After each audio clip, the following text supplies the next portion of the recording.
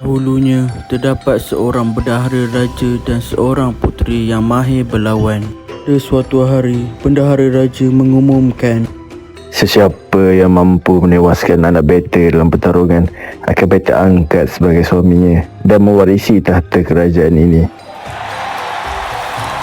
namun tiada sesiapa yang masih mampu mengalahkannya. Bulan telah berlalu, cerita tentang kejelitaan Puteri Walinong telah sampai ke Sultan Melaka, membuatkan Sultan Melaka berkehendak untuk menyatukan anaknya dengan sang puteri. Atas persetujuan bendahara raja, segala persiapan perkahwinan harus disediakan. Di sebuah tasik, Raja Mambang yang sedang memburu terpegun atas kejelitaan sang puteri yang sedang menikmati pemandangan. Ia pun menukarkan dirinya menjadi burung dan orang miskin, lalu mengikuti Tuan Puteri. Hari sudah berlalu, Raja Mambang mencuba nasibnya untuk beradu dengan sang puteri, hingga Raja Putih memberhentikan perlawanan tersebut.